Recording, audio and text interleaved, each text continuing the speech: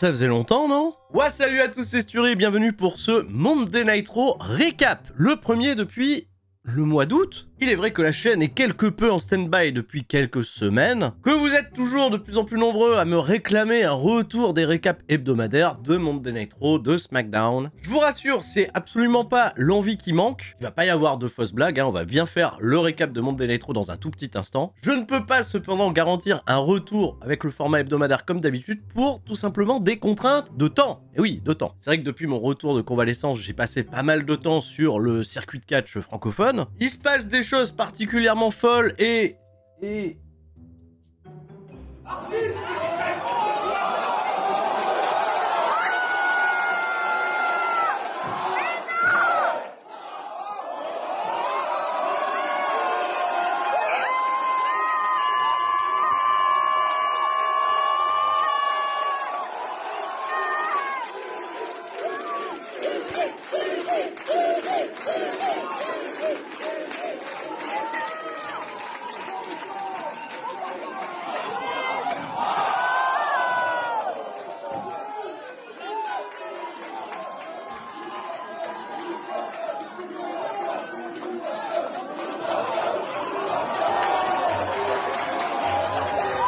Et on a quelques petits accomplissements aussi au passage. Et pour le moment, ce n'est pas prêt de s'arrêter, puisque un premier rendez-vous que je peux d'ores et déjà vous donner, c'est les 31 octobre, 1er et 2 novembre. Je serai du côté de Banger Zone Wrestling, qui s'est adapté en ramenant Joe Hendry, non pas le 2 novembre, il était indisponible à cause de ses obligations contractuelles vis-à-vis de TNA, mais il sera là le jeudi 31 octobre au soir, dans un concert gratuit, et ça se passera à Allen-les-Eaux-Bourdin, dans le nord de la France, au Bunker Payette. Concert gratuit. Voilà, meet and greet gratuit avec Joe Hendry, c'est un truc de fou. Après ça, il y aura 2 shows consécutifs, les 1er de novembre, toujours à Fèche-Tuménil, dans la salle Jacques Brel. Le retour de Mao et de Yoshihiko qui partent en quête des championnats par équipe et un immense match en cage qui opposera Joseph Félix Jr. qui défendra sa ceinture, contre Trade fucking Seven, moustache. Et c'est pas tout, parce que vous me dites à chaque fois, tout se passe dans le nord, Sturi, il est toujours dans le nord de la France, il bouge jamais. Alors c'est pas vrai, parce que ce week-end, j'étais en Bretagne, j'étais en région parisienne. Ouais, mais tu descends jamais plus bas dans le sud, qu'est-ce qui se passe? Eh bien, figurez-vous que si, ce week-end,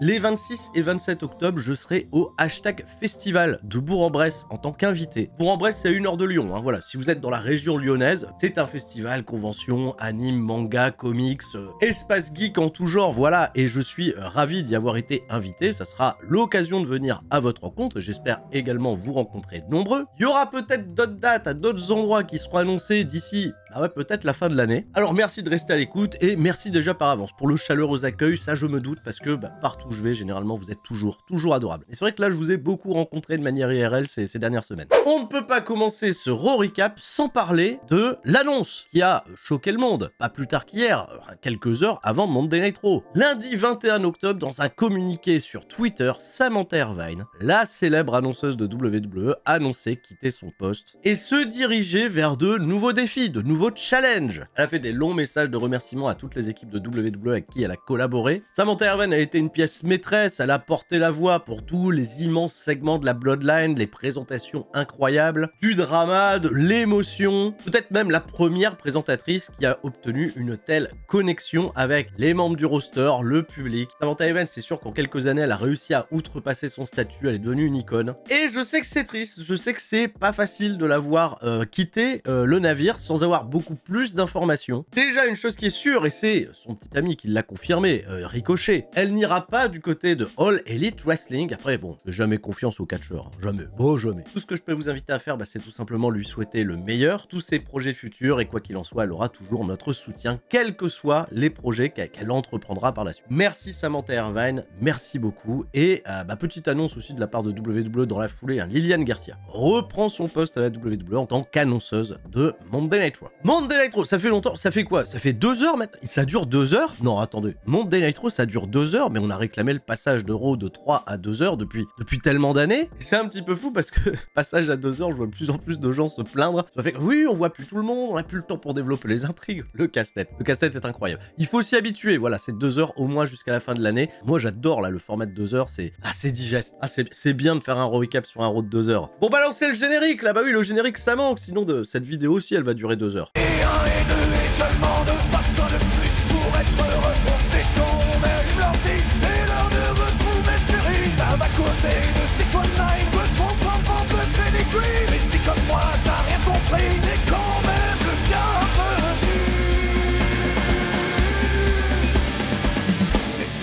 match, de la passion et du fun. On se prépare pour le corps à corps, donc tout le monde reste fort. Je vais essayer à chaque fois de résumer tout ce qu'on a raté dans les récaps, parce qu'il se passe des choses à la WWE, ils sont pas en stand-by. On prépare bien évidemment pour ce 2 novembre le show en Arabie Saoudite, Crown Jewel. Ça vous avait manqué, enfin il paraît. Au programme de ce soir, Jey Uso, le nouveau champion intercontinental, défend son titre contre l'ancien champion intercontinental, Bron Breakker. C'est vrai que c'est un petit run surprise pour Jey Uso, on s'y attendait pas vraiment, et c'est totalement mérité au vu de toutes ces années passées à la WWE. Et Jey Uso, ces dernières semaines, il est approché par Roman Reigns, Jimmy Uso, pour reformer l'ancienne Bloodline, pour faire face à la nouvelle, celle de Solo Sikoa, de Tama Tonga de Tongaloa et de Jacob Fatu, qui ont proposé d'ailleurs. Jey Uso, vas-y, rejoins-nous. Jey Uso l'a dit, no hit.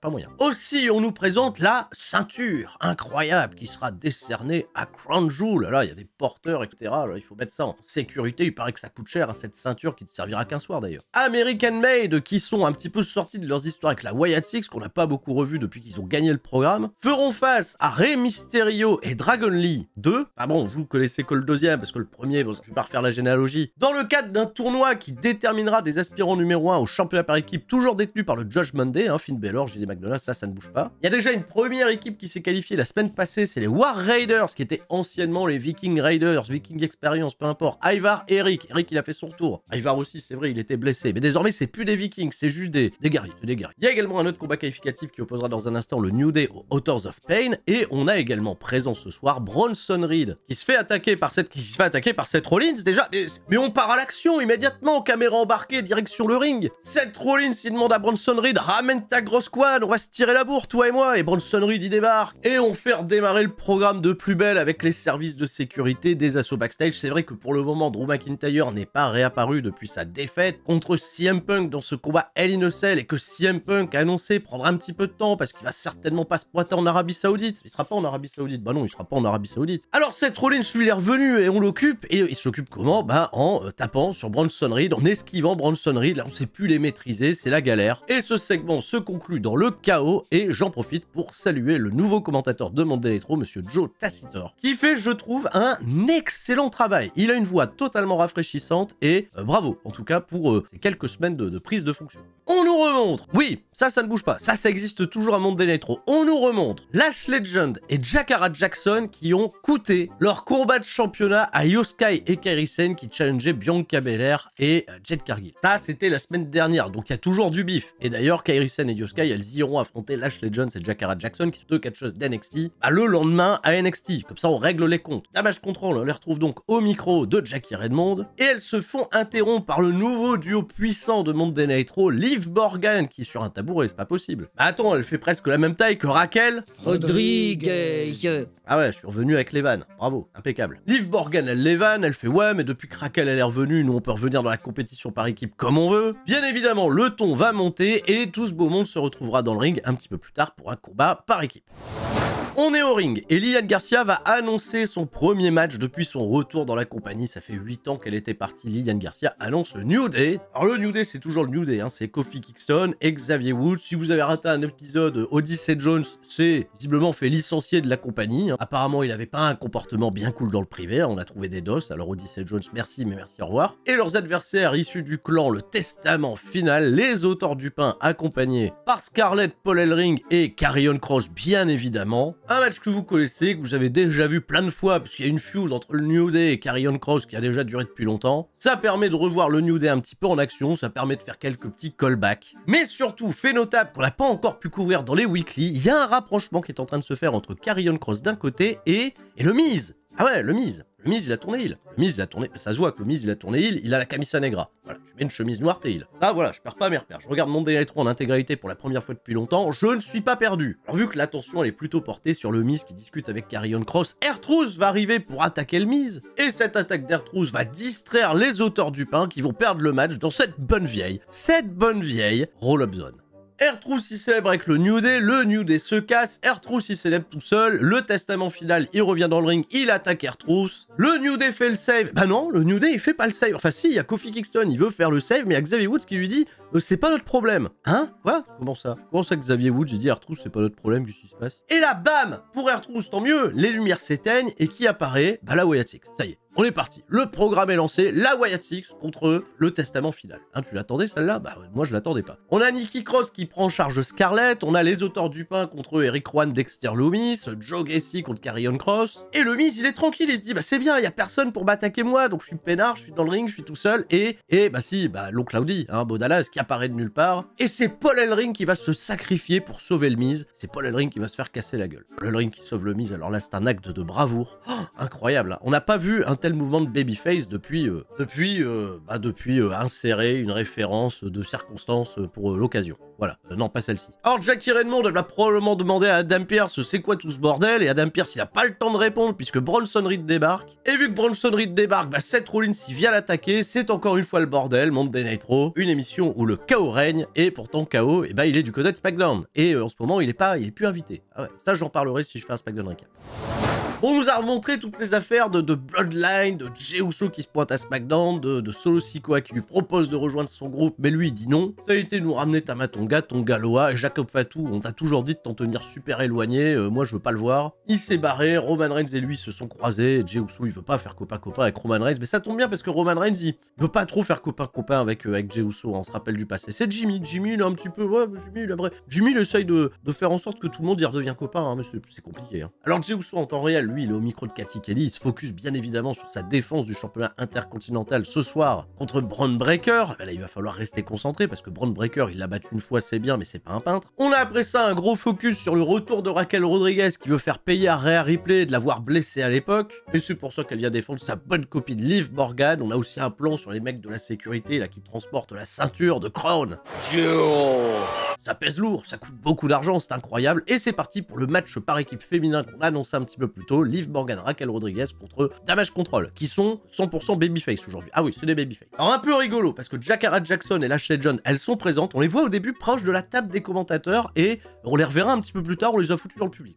On peut pas vous asseoir à côté de Joe Taciter et de Wade Barrett, allez vous mettre là. On a trouvé 2 places au premier rang, c'est sold out, c'est pas sold out, non, prenez 2 places au premier rang. Alors 10 très bonnes minutes de catch, on va surtout protéger Liv Morgan dans le spot, et Raquel Rodriguez qui se fait avoir en 2v1 contre Io Sky et Kairi Sane, c'est plutôt très agréable à regarder. Là il va se couper avec la traditionnelle tout droit dans le poteau pour Raquel Rodriguez, la belle esquive des babyface. Les combinaisons de prise avec Liv Morgan sont plutôt très qualitatives, et Liv Morgan elle se donne bien pour faire mousser Io Sky et Kairi Sane. Jusque là passe vraiment un très bon moment. Mais Io Sky, après avoir réussi une manœuvre à l'extérieur du ring, elle a son attention détournée par Jakara Jackson et Lashley John, et Io Sky en fait elle part à la bagarre. Ouais, dans les deux grandes là ça les ferait pas. Donc elle ramène Jakara Jackson dans l'enceinte du ring, il y a Lashley John qui lui met une baigne, il y a une disqualification. Lashley John et Jakara Jackson, elles vont rester fortes, elles vont porter leur finish en stéréo et ça donne une belle impression. Il n'y a pas une grosse réaction de la part du public, mais on sent quand même qu'elles sont peut-être déjà main rosterisables, hein, en quelque sorte. Hein. On peut les préparer à avoir des accomplissements. Ça fait quelques semaines qu'elles apparaissent du côté de Raw et SmackDown pour intervenir, pour faire des petits trucs. Et il y a un face-off après ça plutôt convaincant avec Liv Morgan et Raquel Rodriguez, mais on est interrompu par la musique de Rhea Ripley. Alors tout de suite, Raquel Rodriguez, elle dit à Liv Morgan, mets-toi en retrait ma fille, je m'en occupe. Rhea Ripley bat les couilles, elle lui met un coup de tête, elle s'en débarrasse, elle veut attraper Liv Morgan. Raquel, elle fait des petits retours, elle se fait envoyer dans les cordes, elle fait des tout droits, ça ne bouge pas. Liv Morgan, elle résiste un peu, mais elle finit par succomber, elle lui porte sa cloverleaf inversée, et là, c'est Dominic Mysterio qui vient faire le save, qui va pourtant lui aussi se faire un petit peu casser la gueule, puis sauvé par Raquel Rodriguez et Liv Morgan. Là, pour le moment, il n'y a pas de Rhea Ripley Liv Morgan programmée, parce qu'à Crown Jewel, vous le savez, ça sera Nia Jax Liv Morgan, ça donnera peut-être aussi une opportunité à Tiffany Stratton d'encaisser sa mallette, peut-être pas sur Nia Jax, peut-être sur Liv Morgan. Ah ah. Et pour Adam Pearce, la soirée n'est vraiment pas bonne, puisque cette fois-ci c'est Seth Rollins qui vient le voir, c'est Bronson Reed qui attaque Seth Rollins, et là c'est bon, il en a marre Adam Pearce, il dit bon bah voilà, vous savez pas vous tenir, et vous allez avoir ce que vous voulez, le 2 novembre en Arabie Saoudite, ça sera Bronson Reed contre Seth Rollins à Crown Jewel. Voilà, ça, on termine une bonne fois pour toutes le programme d'attente. Et on termine peut-être le push hein, de Bronson Reed. Hein, ah, ça me fait peur. Hein. Ah, là, c'est pas CM Punk qui va intervenir pour attaquer Seth Rollins en Arabie Saoudite.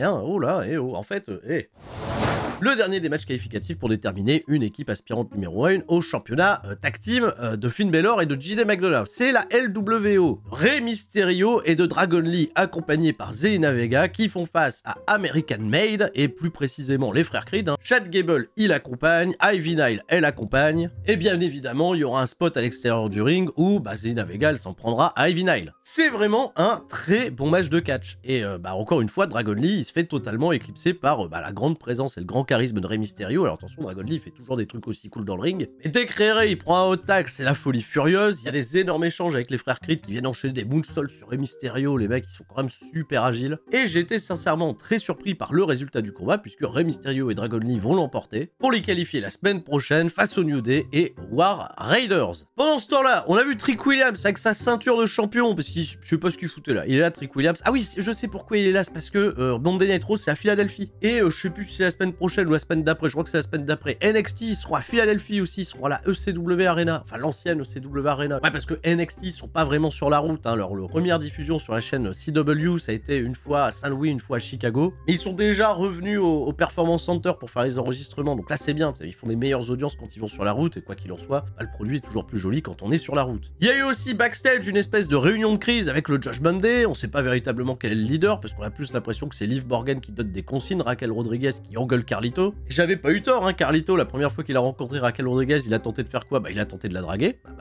Tiens, voilà. Les codes couleurs du Judgment Day également, hein, c'est plus vraiment du noir et du violet, c'est plus du noir et du blanc, il y a un peu de rouge. Il y a JD McDonagh qui a piqué le pantalon à Mr. Perfect de WrestleMania 10. Et vu qu'il faut blâmer quelqu'un, on va blâmer Carlito. Qu'est-ce que toi t'as fait pour le Judgment Day récemment? Carlito, il va aller voir Adam Pearce et lui demander une opportunité pour un match de championnat pour qui? Pour Dominic Mysterio. Et ouais, ah oui, il est comme ça Carlito, c'est un mec serviable. Alors un peu plus tard, on va retrouver Adam Pearce. Cette fois-ci, il est pas emmerdé par Bronson Reed et Seth Rollins, on sait pas ce qu'ils sont devenus, on les a jamais revus. Là, c'est Yoska et Kairi Sane qui sont en train de se plaindre du traitement qu'elles ont reçu dans leur match précédent. Elles se barrent, elles pestent en japonais, il y a Carlito qui les croise et qui dit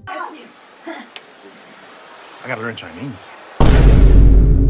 Hein? Attends, il a vraiment dit ça? C'est quelqu'un qui l'a écrit ou c'est une initiative? C'est... Donc Carlito, il demande à Adam Pearce, accorde-moi une faveur, donne un match de championnat à Dominic Mysterio. Et qu'est-ce qu'il fait Adam Pearce? Il se marre. Gentil ça. Et Dominic Mysterio, enfin, mais le mulet, la moustache, il a quand même des attitudes de futur superstar de la WWE, capable d'aller décrocher l'or. Qu'est-ce que vous en pensez? Adam Pearce, il méprise totalement la proposition de Carlito, ça le fait marrer, il me fait, tu sais quoi? Allez, parce que t'es gentil, parce que c'est quand même bien culotté. La semaine prochaine, il affrontera un ancien champion du monde. Voilà. Et s'il arrive à le battre, peut-être qu'on considérera de faire un Dominique contre Gunther. On est parti, on est paré pour le main event. On a Bron Breakker qui adresse quelques mots à Jackie Redmond avant de se barrer au ring. Il va avoir son match de championnat contre Jey Uso. On n'oublie pas les bonnes habitudes. On est parti à la pub, au retour de pub. On a retrouvé Gunther backstage. Le champion, on l'a pas vu. Gunther qui se prépare à affronter Cody Rhodes pour ce fameux titre en bois, mais qui coûte cher. Attention, hein, du côté de l'Arabie Saoudite. On fait mousser comme on peut et Gunther, il est interrompu dans son segment par Damien Priest. C'est vrai qu'on l'avait pas vu, Damien Priest. Bon, Damien Priest, il est un petit peu aux prises avec tous les trucs du Judgment Day. Il n'a pas interagi pour autant avec le Judgment Day, mais il a dit Gunther, quand on aura terminé avec Cody Rhodes, là, après l'Arabie Saoudite, toi et moi, ça sera dans le ring et tu m'appelleras Campeon. Hein, voilà. Campeon. Gunther, ça le fait marrer. Ok, Campeon, on se voit après le 2 novembre. Lol. Et là, dans ma tête, je me suis dit, ça tombe bien, la semaine prochaine, Damien Priest, il va probablement être l'adversaire choisi par Adam Pearce pour Dominic Mysterio, qui lui a dit t'affronteras un ancien champion du monde. Jey Uso, il fait son arrivée au ring, évidemment, ça y est, hein, grosse connexion avec le public. Le match est plutôt cool, parce que c'est exactement ce à quoi je m'attendais, hein, à savoir une grosse domination en début de match de Bron Breakker, beaucoup plus imposant, beaucoup plus concentré. C'est vrai qu'il avait perdu le match de manière clean, hein, certes, mais des erreurs de débutant, des erreurs il a trop confiance en lui, ce garçon. En même temps, il faut quand même regarder la bête, il est très en confiance, il est très fort. Mais Jey Uso, ce jour-là, il avait réussi l'exploit, et là, il va falloir attendre pour avoir les gros comebacks. Dans ce combat qui va durer près de 20 minutes, et c'est quand même chouette, Monday Night Raw qui est plus court, et qui réserve quand même un bon temps de catch à son main event. Même globalement, il y a eu 4 matchs, les 3 combats précédents, c'est des combats à 10 minutes. Et quand Jey Uso réussit à faire des comebacks, à repousser Bron Breakker qui voulait lui mettre une superplex, ça lui portait une spear malheureusement pour un compte de 2. Il y a un petit mouvement de foule qui se crée, la caméra qui se rapproche, et là encore, il y a 2 personnes qui ont acheté des tickets, bah c'est Solo Sikoa et Jacob Fatou. Tu vois qu'il y avait quand même des places pour aller regarder Monday Night Raw, c'est plus sold out, hein, on trouve des tickets facilement. Et Solo Sikoa, il fait grave gaulerie, il est venu avec un t-shirt titre, ouais, je suis venu t'encourager, t'es mon pote, je t'ai déjà dit, il y a une place pour toi dans mon Judgment Day. Autant Solo Sikoa, il a l'air de déconner, Jacob Fatou à côté, lui, il tire la tronche tout le temps. Voilà, puis là, le mec,